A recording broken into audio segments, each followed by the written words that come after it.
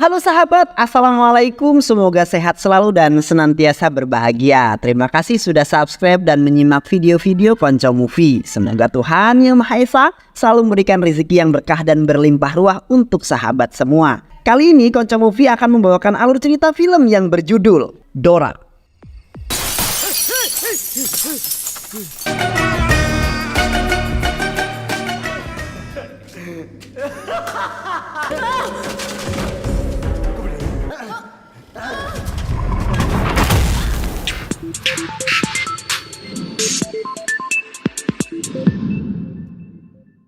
Film diawali dengan perjuangan seorang wanita bernama Pavala Cody yang berusaha untuk bertahan hidup dari kematian yang ada di hadapannya. Ayah Pavala Cody yang bernama Faira Kanu menangis meratapi nasib malang yang menimpa putri kesayangannya. Film kemudian bergeser pada kejadian beberapa bulan kemudian. Faira Kanu adalah orang tua tinggal yang membesarkan Pavala Cody dari kecil.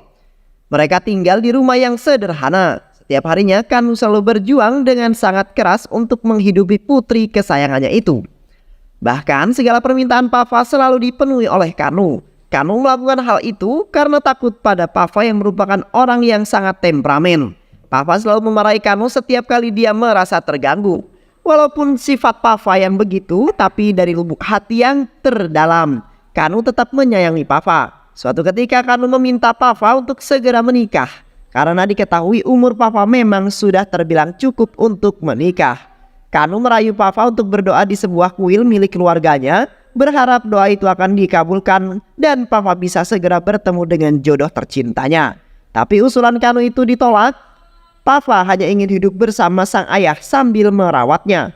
Penolakan Papa itu membuat Kanu sangat sedih. Papa yang tak tega melihat kesedihan ayahnya itu kemudian berubah pikiran.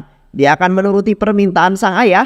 Singkat cerita, Kanu dan Papa kemudian pergi ke rumah bibinya untuk meminjam sebuah mobil.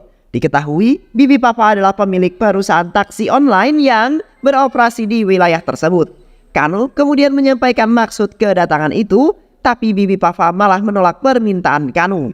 Dia menolaknya dengan cara yang halus. Dia berkata kepada Kanu bahwa saat ini dia tidak memiliki mobil yang sedang kosong. Semua armadanya lagi aktif beroperasi. Jika Kanu memang ingin pergi ke sana, maka Kanu bisa memesan taksi online miliknya dan akan didiskon setengah harga. Kanu yang mendengar hal tersebut merasa direndahkan, tapi dia tak mampu berkata apapun. Tapi di sisi lain, kata-kata bibinya itu menyinggung perasaan Papa. Papa menjadi sangat kesal. Dia lalu mengungkit semua kebaikan sang ayah yang ikhlas membantu bibinya itu. Saat masih menjadi orang yang susah, dulu ayah selalu mengurus bibinya saat masih kecil. Ayah juga selalu membantu bibi hingga bibi bisa menikah. Bahkan modal awalan bibi dalam mendirikan perusahaan taksi online ini adalah modal dari sang ayah.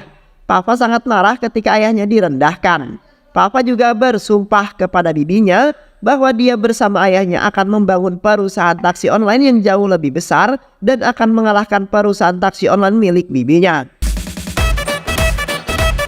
Di sisi lain, seorang ibu rumah tangga tampak sedang ditinggal oleh suami yang akan pergi bekerja. Sang ibu kemudian masuk ke dalam apartemennya dan memainkan komputer miliknya. Tapi tak lama kemudian seorang datang mengetuk pintu. Dia lalu berjalan untuk membukakan pintu. Tapi ketika pintu dibuka, dia sama sekali tak mendapati seseorang yang ada di sana. Sang ibu kemudian keluar untuk mencari orang tersebut. Karena tak kunjung menemukannya, ibu itu kemudian kembali ke dalam apartemen dan kembali memainkan komputernya. Namun tiba-tiba seseorang sudah di belakangnya. Orang itu adalah Mukesh Yadav, seorang mandor bangunan yang menguping pembicaraan ibu itu dan suaminya yang ingin membeli apartemen. Yadav mengetahui bahwa ibu itu menyimpan emas yang banyak di apartemennya. Oleh karena itu dia ingin merampoknya. Dalam menjalankan aksinya, Yadav dibantu oleh pawan orang yang berpura-pura menjual selimut Rajasthani. Padahal dia aslinya sedang memata-matai situasi di apartemen itu. Dan juga Aksa yang berpura-pura menjadi penjual panipuri padahal petugas untuk memata-matai keseharian sang ibu. Mereka bertiga kemudian menyiksa ibu rumah tangga itu tanpa belas kasihan sedikit pun. Sang ibu yang tak berdaya kemudian diperkaos secara bergantian hingga tewas. Mereka bertiga kemudian pergi sambil membawa emas dan barang-barang berharga lainnya. Keesokan harinya polisi datang ke apartemen itu menyelidiki kasus kematian ibu itu. Seorang inspektur yang kita sebut saja sebagai Inspektur Prakas datang untuk menangani kasus ini. Dia melihat sekeliling apartemen itu dan menyimpulkan bahwa ini adalah kasus perampokan. Dan sang ibu tewas setelah disiksa dan diperakaos dengan brutal. Inspektur Prakas terus melihat sekelilingnya berharap ada petunjuk yang bisa dikembangkan. Ternyata para penjahat itu malah meninggalkan selimut Rajasthani di sana. Selimut itu kemudian digunakan oleh inspektur sebagai petunjuk awal untuk mengembangkan kasus ini.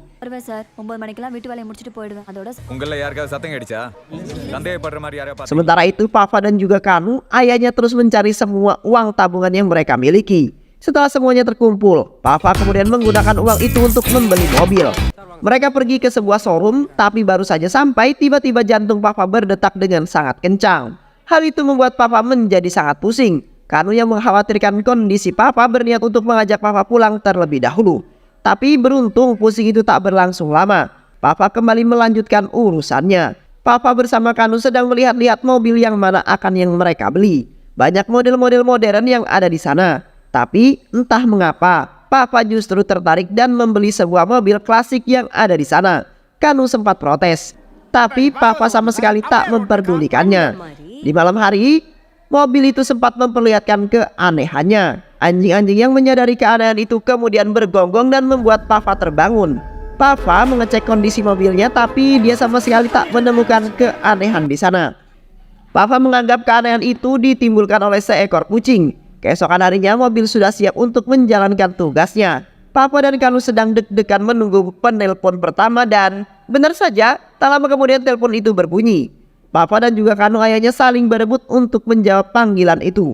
Papa berhasil mengangkatnya, bukannya minta diantarkan ke suatu tempat. Penelpon itu justru ingin menyewa mobil untuk mengantar sebuah jenazah. Papa tentu saja kesal. Dia langsung memarahi penelpon itu dan mengakhiri teleponnya. Mereka terus menunggu panggilan yang kedua. Setelah menunggu cukup lama, panggilan kedua pun akhirnya masuk. Orang itu meminta Papa untuk mengantarkan ke bandara. Dan setelah ketemuan ternyata orang itu adalah Kanu, ayahnya Papa yang menyamar sebagai seorang pilot. Di sisi lain, Inspektur Prakas terus pergi ke berbagai tempat untuk mencari informasi mengenai kasus tersebut. Hingga pada akhirnya, dia menyadari ada sebuah warung yang menjual selimut Rajasthani. Inspektur Prakas selalu menginterogasi pemilik warung tersebut. Dia menanyakan dari mana pemilik warung bisa mendapatkan selimut itu. Pemilik warung kemudian mengatakan bahwa selimut itu didapatkan dari sepeda yang ada di gang depan warungnya. Di sepeda itu terdapat banyak selimut Rajasthani. Tapi karena si pemilik sepeda itu tak kunjung datang, dia akhirnya mencuri beberapa selimut itu. Setelah mendengar pernyataan tersebut, Inspektur Prakas selalu meminta anak buahnya untuk tetap menyelidiki dari mana selimut itu berasal dan siapa pemiliknya.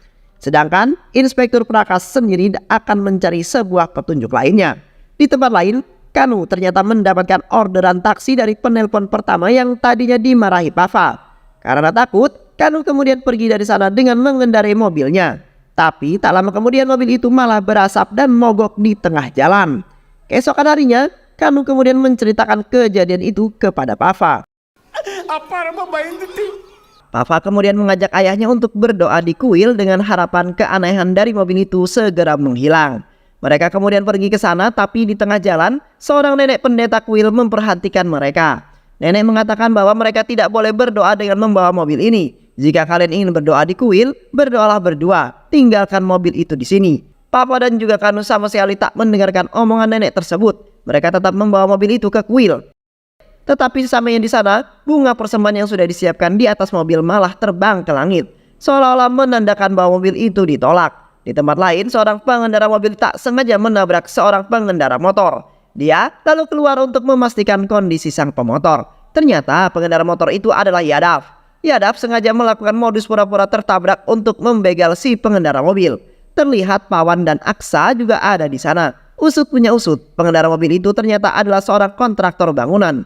Yadav kembali menguping isi pembicaraan kontraktor itu dengan kliennya. Itulah awal dari Yadav melakukan pembegalan ini. Di sisi lain, anak buah Inspektur Prakas yang ditugaskan untuk menyelidiki selimut Rajasthani sudah mendapatkan sebuah petunjuk. Dia lalu mengetahui siapa pemilik selimut Rajasthani itu. Dia memperlihatkan foto pemilik itu dan ternyata itu adalah fotonya Pawan. Inspektur Prakas akan bergerak untuk memburu Pawan. Keesokan harinya di rumah Kanu, Papa mendapati sebuah telepon masuk yang ternyata itu adalah telepon dari keluarga mempelai pria. Kanu menjodohkan Papa secara diam-diam. Papa mengetahui hal itu tentu saja marah. Tapi amarahnya menghilang ketika Kanu mengatakan bahwa dia ingin menyaksikan putri sematawayangnya menikah sebelum dirinya meninggoy. Papa seketika menuruti permintaan ayahnya itu. Dia akan menikah dengan syarat suaminya nanti harus tinggal di rumah ini dan mau merawat ayahnya. Singkat cerita, keluarga sang mempelai pria pun datang ke rumah Papa. Ternyata mereka adalah keluarga dari Inspektur Prakas. Ibu Prakas sangat terpesona dengan kecantikan dan keanggunan Papa. Dia lalu menghubungi Prakas untuk bisa segera datang menemui calon istrinya. Prakas yang sedang menjalankan tugasnya kemudian datang memenuhi panggilan ibunya. Sesampainya di sana, Prakas malah langsung memarahi Papa dengan mengatakan bahwa Papa adalah wanita kampungan yang tak pantas bersanding dengannya. Papa yang mendengar kata-kata itu tentu saja marah. Dia langsung membanting wadah yang ada di tangannya. Kemarahan Papa itu membuat keluarga Inspektur Prakas pergi dari sana. Beberapa hari kemudian, Papa mendapati sebuah telepon masuk. Ternyata sang penelpon memberikan pesanan kepada Papa agar dirinya bisa diantar ke Tilupati selama 20 hari. Papa kemudian menyewa seorang sopir yang akan menggantikan peran sang ayah. Sopir itu adalah pria bernama Anan. Saat Anan ingin pergi, dia meminta kunci mobilnya kepada Papa. Tapi ternyata kunci itu hilang dari tempatnya. Papa terus mencari kunci tersebut karena tak kunjung menemukannya. Papa kemudian memanggil seorang ahli duplikat kunci untuk segera menduplikat kunci mobilnya. Tapi orang tersebut gagal menduplikat kunci mobil Papa. Papa mulai panik, tapi tak lama kemudian Kanu menyerahkan kunci mobil yang telah disembunyikannya itu. Anan lalu mencoba untuk mengendarai mobil itu. Meski sudah dinyalakan dan gigi sudah dimasukkan, tapi mobil itu tak kunjung jalan ke depan. Tapi ketika Papa menyentuhnya, mobil itu tiba-tiba bisa melaju ke depan. Anan kemudian mengantar kliennya itu ke lokasi yang diinginkan. Awalnya Anan memang menguasai jalan mobil itu, tapi tak lama kemudian Anan kehilangan kendali atas mobilnya. Mobil itu bergerak dengan sendiri mengikuti sebuah sepeda yang sedang lewat. Ternyata orang yang sedang naik sepeda itu adalah Pawan.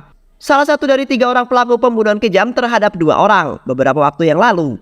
Mobil itu mengikuti Pawan dengan terburu-buru hingga membuat Anan dan kliennya menjadi sangat ketakutan. Tapi tak lama kemudian Pawan telah menghilang dan mobil itu kehilangan jejak.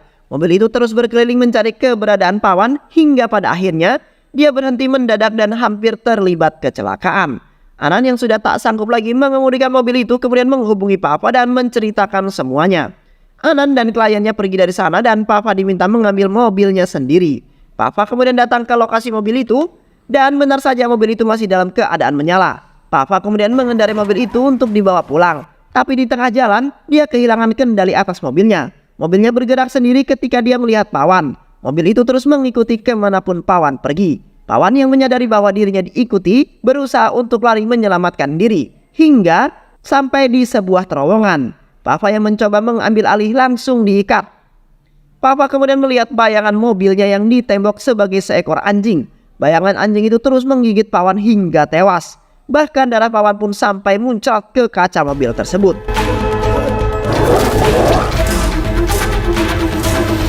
Setelah Pawan mati, kendali pada mobil itu mulai menghilang.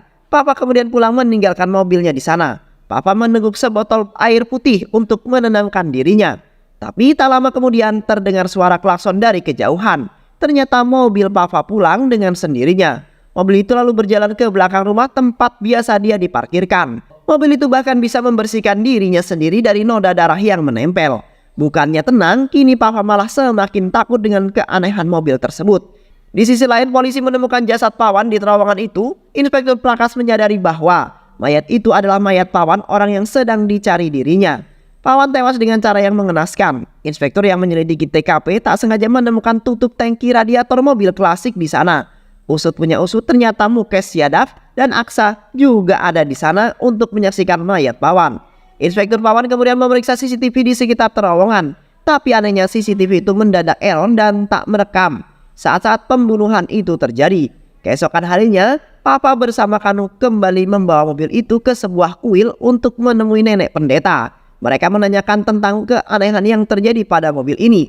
Nenek pendeta kemudian menjelaskan bahwa mobil ini sudah dirasuki oleh arwah seekor anjing. Tapi entah mengapa arwah ini justru terhubung dengan Papa. Dia tidak akan hilang sebelum Papa membantu arwah itu menyelesaikan masalahnya. Nenek pendeta itu kemudian memberikan koin yang sudah dijampe-jampe kepada Papa. Dia meminta agar koin itu Papa tempelkan di mobilnya.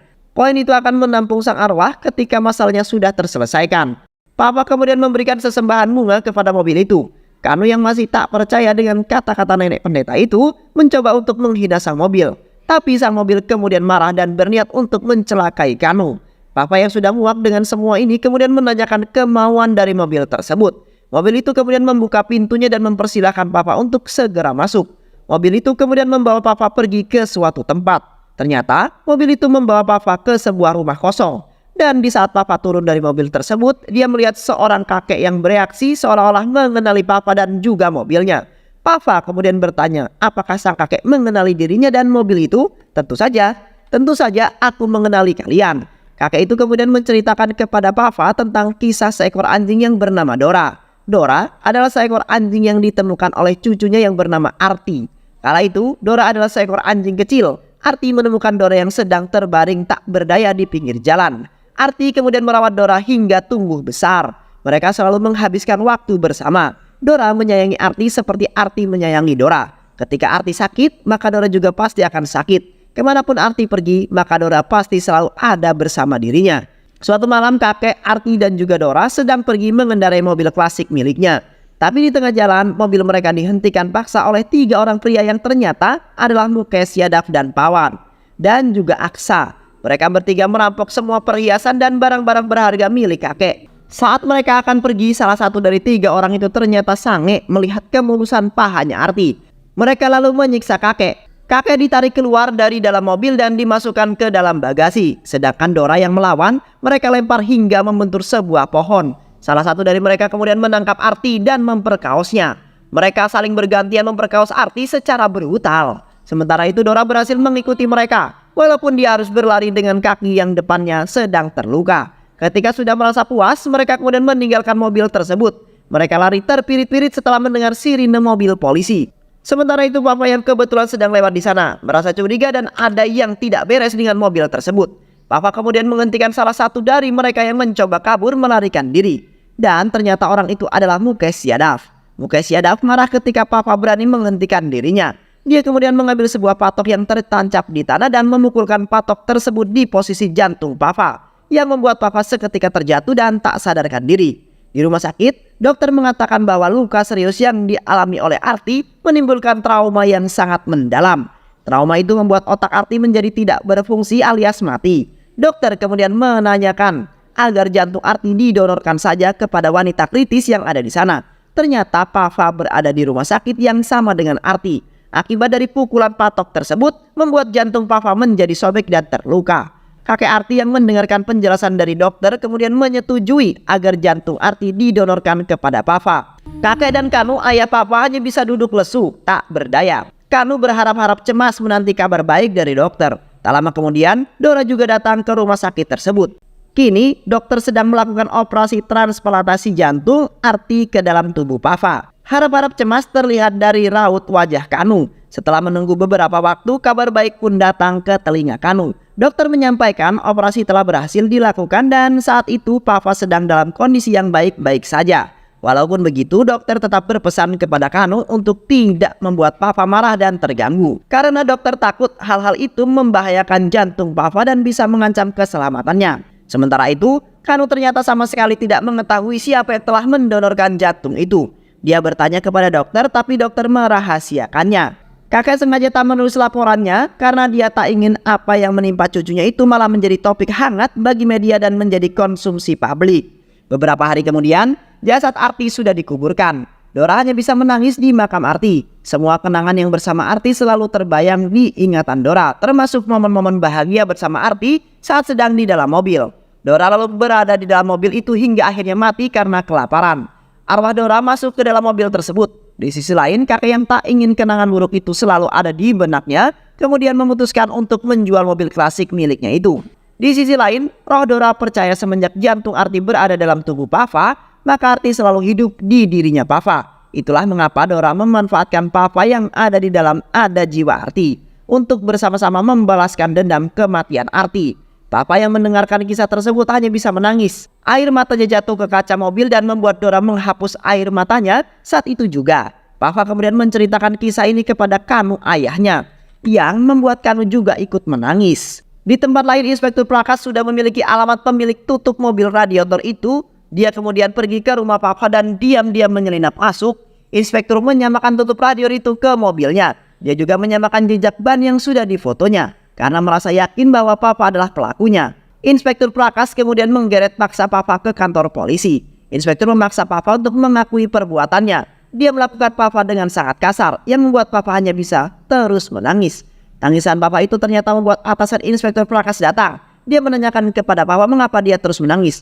Papa kemudian menjelaskan bahwa Inspektur Prakas tiba-tiba saja menggeretku ke kantor polisi secara paksa. Dia juga memaksaku mengakui pembunuhan yang sama sekali tidak pernah kulakukan. Dia hanya bisa berasumsi bahwa aku adalah pelaku pembunuhan cuma berdasarkan dari tutup mobil radiator dan jejak ban yang ada di fotonya. Dia tidak memiliki bukti yang kuat, apalagi jejak ban yang ada di fotonya itu berbeda dengan ban mobil yang kugunakan. Atasan Inspektur Prakas tentu saja marah mendengar hal tersebut. Tapi di tengah-tengah momen marahnya itu, Papa tiba-tiba berhenti menangis dan mengatakan kepada Inspektur Prakas bahwa dia adalah pelaku pembunuhannya. Papa kemudian kembali menangis untuk mencari simpati dari atasan Prakas. Dia juga mengancam akan melaporkan hal tindakan semena-menanya ke polisi ini kepada awak media. Atasan yang mulai panik akhirnya membebaskan Papa dari kantor polisi. Tapi sebelum pergi, Papa berbisik pada Inspektur Prakas bahwa dia akan segera menghabisi dua pelaku yang tersisa. Hentikan aku jika kamu memang bisa melakukannya, ujar Papa pergi dari sana. Papa terus memikirkan bagaimana cara dia bisa menemukan kedua pelaku yang tersisa. Setelah berpikir cukup lama, Papa kemudian pergi menemui Dora dan bertanya padanya. Tapi Dora tidak merespon pertanyaan Papa karena Papa lupa bahwa Dora belum dihidupkan. Papa kemudian ke dalam mobil dan bertanya kepada Dora yang sudah dinyalakan. Dora, saat aku membelimu dulu, jantungku tiba-tiba saja berdetak dengan sangat kencang. Apakah itu artinya pelaku pembunuhan juga ada di sana? Dora lalu membenarkan pernyataan Papa tersebut dengan membunyikan klaksonnya. Papa kemudian menghubungi showroom tempat dia membeli mobil Dora. Papa meminta agar pihak showroom bisa memutarkan CCTV pada saat dia membeli Dora. CCTV kemudian diputar dan Dora diminta untuk menunjukkan siapa pelakunya. Saat rekaman menunjukkan seorang penjual panipuri lewat, Dora memberikan isyarat kepada Papa bahwa itu adalah pelakunya. Ternyata penjual panipuri yang lewat itu adalah Aksa. Papa kemudian pergi bersama Dora untuk mencari informasi tentang keberadaan Aksa. Semua penjual panipuri sudah ditanyakan, namun tidak ada satupun dari mereka yang mengenali ciri-ciri Aksa. Papa kemudian berhenti sejenak untuk memikirkan langkah selanjutnya. Tapi tiba-tiba Dora melihat Aksa yang sedang lewat bersama gerobak panipurinya. Dora tidak bisa mengejar Aksa karena kunci mobil berada di tangan Papa. Tapi ketika Papa masuk dan menyalakan Dora, Dora langsung bergegas pergi mengejar Aksa. Papa tidak mengetahui apa yang sedang terjadi, mengapa Dora tiba-tiba tergesa-gesa. Namun semua kebingungan Papa itu terjawab ketika dia melihat Aksa. Papa kemudian meminta Dora untuk segera menghabisi Aksa dengan cara menabraknya. Tapi Dora malah mundur ke belakang. Ternyata Dora sedang bersembunyi dari Inspektur Prakas yang tiba-tiba lewat di sana. Inspektur Prakas sempat berhenti dan bertanya kepada Aksa, "Hei, siapa namamu?" Tapi Aksa mengatakan bahwa dirinya adalah Asep. Inspektur Prakas kemudian pergi dari sana. Di sisi lain, Papa sudah mengetahui bagaimana caranya dia bisa membunuh Aksa. Di malam harinya, Papa datang menemui Aksa untuk berpura-pura membeli panipurinya. Tapi di saat Aksa lengah, Papa mencatat nomor telepon Aksa dan mencuri kain miliknya. Usut punya usut, ternyata Inspektur Prakas telah memerintahkan anak buahnya untuk membuntuti Papa. Inspektur Prakas kini mengetahui bahwa Papa sedang mengincar seorang penjual panipuri. Inspektur kemudian menyimpulkan bahwa penjual panipuri itu pasti salah satu dari pelaku pembantaian. Papa mulai menjalankan rencananya di saat yang bersamaan anak buah Prakas terus mengintai Papa. Inspektur Prakas meminta anak buahnya itu untuk terus mengawasi Papa. Ternyata aksi anak buah Prakas itu diketahui oleh Papa. Papa berhenti sebentar untuk membeli es krim. Di saat anak buah Prakas lengah, Papa kemudian masuk ke dalam mobil dan sengaja menjepitkan sebagian syalnya sebagai tanda bahwa dia masih ada di dalam mobil. Papa kemudian mengelem beberapa bohlam ciodai dan memecahkannya di dalam kain milik Pawan Aksa. Papa bekerja sama dengan Dora untuk mengelabui polisi. Di sisi lain, Inspektur Prakas terus mencari identitas penjual panipuri yang diincar Papa. Tak lama kemudian, Prakas berhasil menemukannya. Prakas berhasil menemukan identitas dari Aksa dan alamat lengkapnya. Di dalam mobil, Papa kemudian menghubungi Aksa. Dia mengatakan kepada Aksa bahwa dia mengetahui pembunuhan yang dilakukan oleh Aksa. Aksa yang mendengarnya menjadi panik dan ketakutan. Papa kemudian mengatakan kepada Aksa bahwa posisinya sedang menuju ke rumahnya. Papa meminta Aksa untuk melarikan diri dari pintu belakang. Di saat jarak situasi sudah aman, Papa kemudian melompat dari dalam mobil, sedangkan Dora tetap melanjutkan perjalanannya. Polisi berhasil dikelabui. Mereka tetap mengira bahwa Papa masih ada di dalam mobil dan terus mengikutinya. Sementara itu, Aksa yang sedang berlari kemudian menghubungi Mukesh Yadav dan menceritakan bahwa saat ini polisi sedang mengejarnya. Tak lama kemudian, jantung Papa berdetak kencang. Papa lalu mengeluarkan kain yang sudah ditempel dengan pecahan beling bohlam. Saat Aksa lewat di hadapannya, Papa langsung melilitkan kain itu ke leher Aksa. Papa terus membelit kain kaca itu sambil membayangkan rasa sakit yang dialami Arti saat mereka memperkaosnya. Papa kemudian pergi dari sana setelah Aksa benar-benar meregang nyawa. Di tempat lain, Dora ternyata terus berjalan hingga kembali ke rumah Papa. Anak buah Prakas lalu menghubungi Prakas dan melaporkan hal tersebut. "Pak, kami sudah mengikuti Papa hingga sampai di rumahnya. Dia sama sekali tak berhenti di tengah jalan dan melakukan hal yang mencurigakan." Tapi di sisi lain, salah satu anak buah Prakas kemudian menemukan jasad Aksa yang sudah tewas di tengah jalan. Inspektur Prakas bingung dengan apa yang terjadi. Di satu sisi, anak buahnya yakin bahwa Papa sama sekali tak turun dari mobil, tapi di sisi lain, anak buahnya menemukan Aksa yang sudah tewas di tengah jalan. "Jika Papa bukan pelakunya, lantas siapa yang melakukan pembunuhan itu?" ujar Inspektur Prakas. Di sisi lain, Mukesh Yadav merasa sedih dengan apa yang menimpa kedua sahabatnya. Dia bersumpah akan membalas perbuatan orang yang sudah membunuh kedua sahabatnya itu. Yadav lalu pergi dari rumahnya untuk mencari orang tersebut. Di kantor polisi, Inspektur Prakas mulai terlihat sedang gelisah, cemas tentang kasus yang tengah ditanganinya ini. Dia takut dirinya gagal dalam memecahkan kasus pembunuhan ini. Tapi tak lama kemudian angin segar datang kepada Inspektur Prakas. Salah satu anak buahnya mengatakan bahwa mereka telah berhasil mengetahui identitas dan alamat pelaku yang tersisa. Inspektur Prakas kemudian pergi ke rumah Yadav. Tapi sayangnya, Yadav sudah meninggalkan rumah itu. Di sisi lain, Papa sedang mengangkat telepon dari seorang yang ternyata itu adalah Mukesh Yadav. Yadav telah mengetahui bahwa Papa adalah pelaku pembunuhan kedua sahabatnya. Yadav kemudian mengancam akan segera menghabisi nyawa ayahnya Papa. Papa menjadi panik, dia langsung pergi ke kamar ayahnya untuk memeriksanya. Dan benar saja ternyata Kanu, sang ayah sudah tak lagi di dalam kamarnya. Papa kemudian mengambil selimut ayahnya itu dan meminta Dora untuk segera mengendus keberadaan ayahnya. Di sisi lain, ternyata obrolan Papa dan juga Yadav telah disadap oleh Inspektur Prakas.